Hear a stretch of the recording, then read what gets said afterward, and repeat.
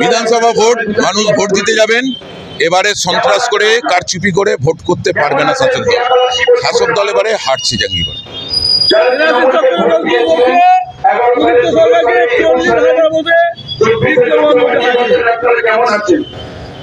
মন্ত্রীমশাই তিনি হয়তো খবর পেয়েছেন, ধরুন আজকে মন্ত্রীমশাই জাঙ্গিপাড়ায় র্যালি করলেন, লোক জমেছিল। আমার কাছে তথ্য আছে, আমি নির্বাচন কমিশনে দায়ের করেছি অভিযোগ। যেসব স্বয়ম্বর গোষ্ঠী আছে, তাদের মাথার উপর যে সংঘ পরিচালিকা আছে, তারা লিখিত মেসেজ দিচ্ছে গ্রুপেতে, চমকাচ্ছে গোষ্ঠীর মহিলাদের, তাদের আসতে হবে। গোষ্ঠীর মহিলা ছাড়া মন্ত্রী মশাইয়ের মিছিলে লোক নেই, লোক করার ক্ষমতা নেই। আজকের যে লোক এসেছে অন্য ব্লক থেকে, অন্য জায়গাকার গাড়ি করে করে সব লোক এসেছে। জাঙ্গিপাড়ার মানুষ দেখে নিয়েছে মন্ত্রী মশাই 100% জিতবে। শুনুন, এবারে ত্রিশঙ্কু লড়াই, 33 থেকে 35% ভোট যার ঝুলিতে যাবে সে জিতবে। জাঙ্গিপাড়ায় মানুষ দেখেছে এই সময়ে রুটি রুজির প্রশ্নে, জীবন জীবিকার প্রশ্নে কারা মানুষের পাশে আছে। কৃষকরা দেখেছে ফসলের দাম নেই, কারা আন্দোলন করেছে। মানুষ সমস্ত কিছু ওই বিজেপি তৃণমূলের বাইনারি ভেঙে লাল ঝান্ডার ওপর ভরসা রাখবে।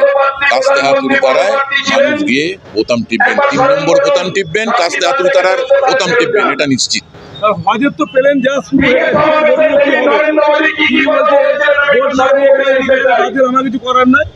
আমরা দেখেছি মুখ্যমন্ত্রী বলেছেন, আসলে বিনাশকালে বুদ্ধিনাশ বলে একটি কথা আছে।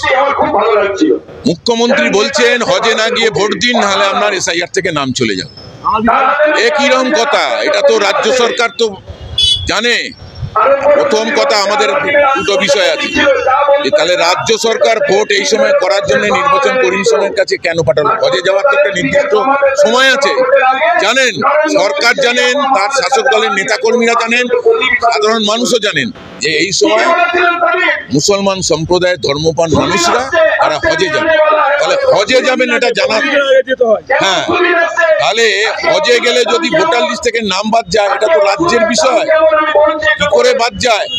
যেমন ইলেকশন ডিউটির জন্য সরকারি কর্মচারীরা তাদের ডিউটি করার জন্য ইডি ভোট হয়, তাহলে যে হাজি সাহেবরা হজে যাচ্ছেন তাদের কেন পোস্টাল ব্যালটে ভোটের ব্যবস্থা করা হবে না?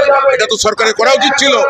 এই বিকল্প প্রস্তাব রাখা উচিত ছিল নির্বাচন কমিশনের কাছে, কেন করেননি? তা না করে উনি ভয় দেখাচ্ছেন, এটা এক প্রকার হুমকি দেওয়া।